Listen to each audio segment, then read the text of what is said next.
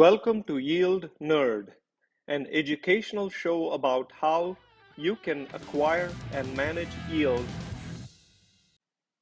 All right, yield nerds, I got something crazy happening, and this is going to be shocking, assuming interest rates are the kind of thing that shock you.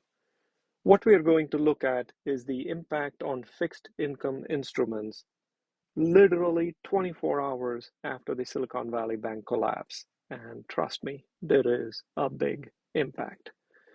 My quick disclaimers: this is not investment advice. I am not a wealth management advisor.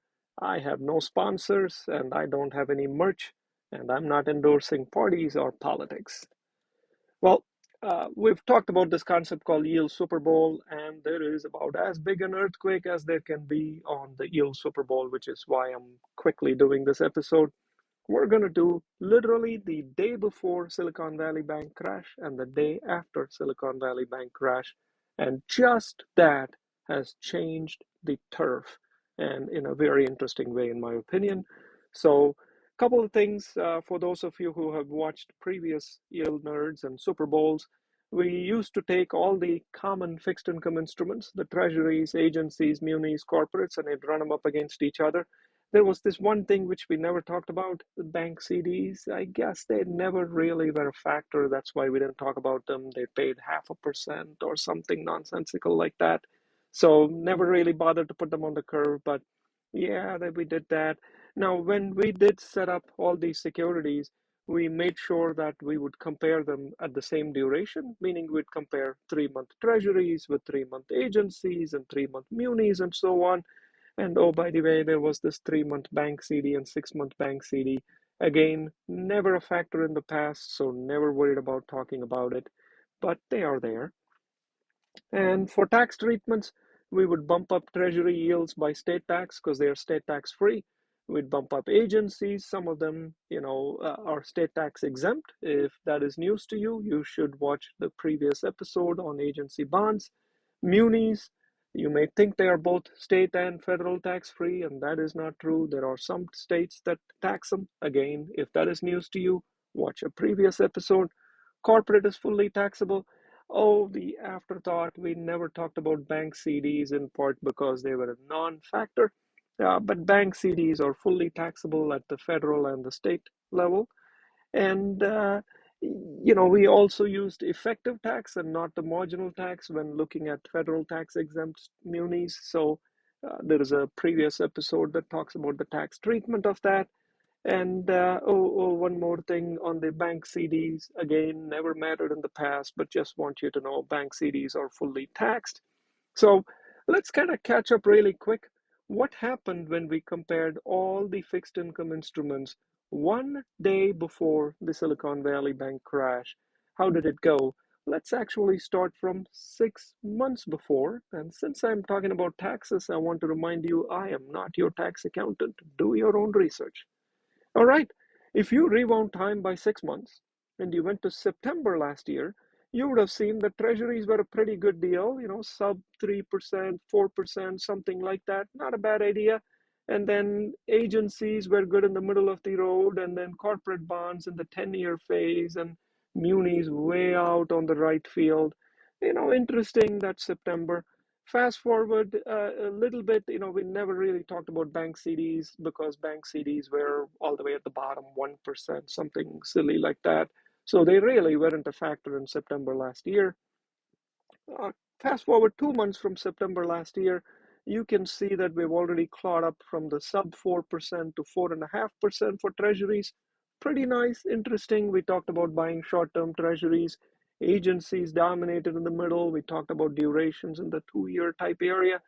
Corporate and munis were way out to the right and, kind of interesting, but not really. We kept focusing on short term yield and short term yield and short term duration. So that was November. And banks again were at the 2% range. I mean, it wasn't really a factor. Nobody would have bought bank CDs at that time. And then we go to February again, pre Silicon Valley Bank. Look at that, spectacular. Treasuries are paying north of 5%. Absolute leader in the short duration. We talked about buying as many short term treasuries as you can. Agencies are losing the battle to treasuries, and they have a small area where they dominate. Corporate bonds are way out to the right, and munis barely made sense. And bank CDs are creeping up. They are at 2.5%, but again, half the yield of treasuries. Who would buy bank CDs? Yep, not interested. February 2023. Then we go to the day before Silicon Valley Bank crash. Once again, treasuries dominate. Check this out, 5.5%, edging up towards 6%. Again, this is adding state tax, so please make sure you add that caveat. So the actual yield would be 5%, but in Illinois, state tax is 6%. So we'd add 6% of 5%, which is 0.3%. That is why this is roughly 5.3. Please remember that. This is gross yield including state tax. So treasuries look amazing, north of 5.5%. Agencies are spectacular in the middle of the road. You can even clear 6%. And the idea was that we really wouldn't increase too much duration because the middle of the year has that, crazy debt ceiling discussion. So we didn't want to touch that. And this is the day before Silicon Valley Bank. The day before Silicon Valley Bank, bank CDs gave 4.5-ish%. And the day before Silicon Valley Bank, bank CDs still at 4.5% or no match for 5.5% from treasuries. Get ready to rumble.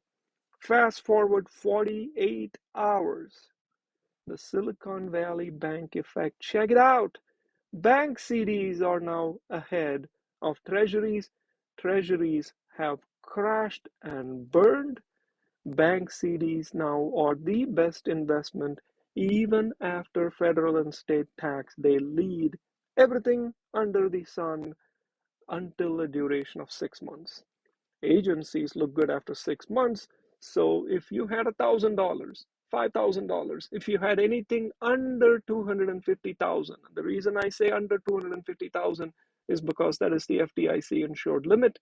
In theory, you can argue, well, the Fed just came in and said, we'll even insure the uninsured with Silicon Valley Bank, but I'm not that brave. So anything under 250, you can trust the FDIC will be there for you. Bank CDs look fantastic in the 3 and 6 month mark, and treasuries have crashed and burned, and treasuries are now sub 5% as you go even to 9 months, and they go way below to even sub 4% in longer durations. Incredible change. If you were to overlay treasuries on top of their own curves, September last year we were at the bottom of the chart at the threes, and we kept coming up, up, and up. And the day before Silicon Valley Bank crash, we were clearing 5+%. It is like the elevator gave, and the treasuries go from the blue to the green and come pummeling down to earth. And bank CDs now are the best investment for the next 3 months. What does it all mean? If you're smart, you do the research, which banks you want to put your money into. Again, realize if you put less than 250, the FDIC will insure it. And so if you have a choice today, and if you have a 3 month term, you may want to think about bank CDs. Probably don't want to add duration past that at this point. Sit tight, get your brokerage login, put on your seatbelts, and Yield Nerd will pick it up after Chairman Powell speaks in 3 more days. Thank you for your time. Questions, comments at yieldnerd@gmail.com. Thank you. Thank you for listening to Yield Nerd, a do-it-yourself show for yield accumulation and management.